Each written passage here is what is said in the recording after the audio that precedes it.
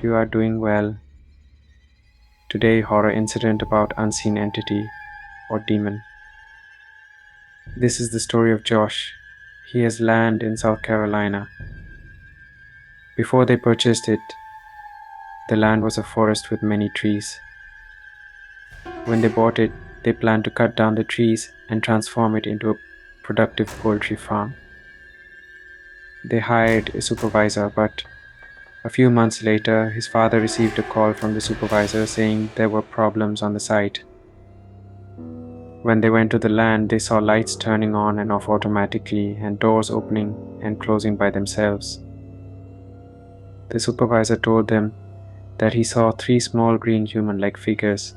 After this, Josh's father closed the farm and the supervisor never came back.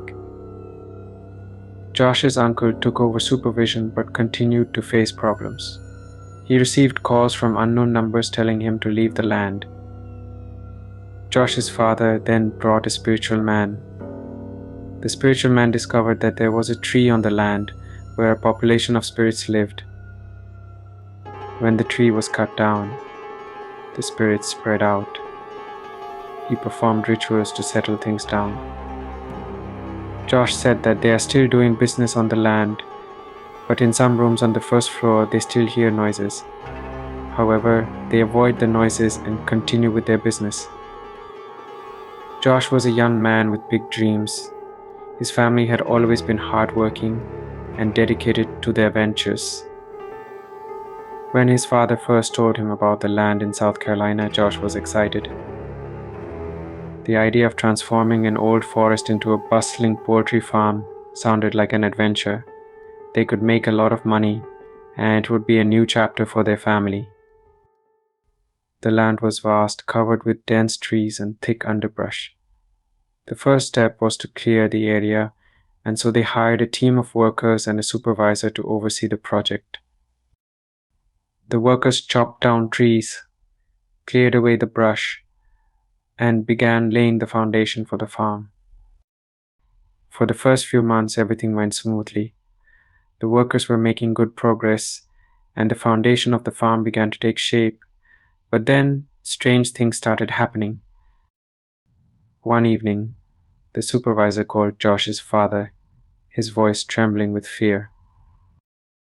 He reported that the lights on the site were turning on and off by themselves.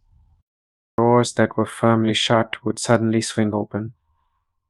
Tools would disappear and reappear in different places. At first, Josh's father thought it was just the workers playing pranks on each other. But when they went to the site to investigate, they saw it with their own eyes. The lights flickered and the doors creaked open and shut. It was eerie and unsettling. The supervisor, a usually calm and composed man, was visibly shaken. He told them about seeing 3 small, green human-like figures lurking around the site. They were like nothing he had ever seen before. Josh's father decided it was best to shut down the farm temporarily and send everyone home. The supervisor never returned after that day. Despite the strange occurrences, Josh's family was determined not to give up. They had invested a lot of money into this project, and they couldn't just abandon it. Josh's uncle, a tough and practical man, volunteered to take over the supervision of the farm. However, the problems persisted. Josh's uncle started receiving calls from unknown numbers. The voice on the other end was always the same, warning him to leave the land immediately. The calls were unnerving, but Josh's uncle was not easily scared. He brushed off the warnings and continued with his work. But the situation only grew worse. One night, while staying at the farmhouse, Josh's uncle woke up to the sound of whispering voices and footsteps. He checked every room but found no one.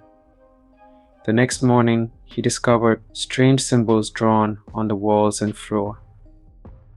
Josh's father realized they needed help beyond what they could handle. He contacted a spiritual man known for his ability to deal with supernatural occurrences. The man arrived with his tools and rituals, ready to confront whatever was haunting their land. After spending a few days on the farm, the spiritual man identified the source of their problems. There was an ancient tree on the land, a tree that had been home to a population of spirits for centuries. When the tree was cut down, the spirits were disturbed and spread out, causing the strange events. The spiritual man performed rituals to calm the spirits and settle the unrest. He used herbs, chants, and sacred symbols to cleanse the land. After days of intense work, the spiritual man declared the land purified and safe for use. With the spiritual man's assurance, Josh's family resumed their work on the farm. The strange occurrences became less frequent, and life began to return to normal. The poultry farm started to thrive, and business was good. However, there were still some rooms on the first floor where they occasionally heard noises. It was as if the spirits were still present but no longer hostile. Josh and his family learned to coexist with these residual presences, focusing on their work and ignoring the odd sounds. Over time, the story of the haunted land became a part of family lore.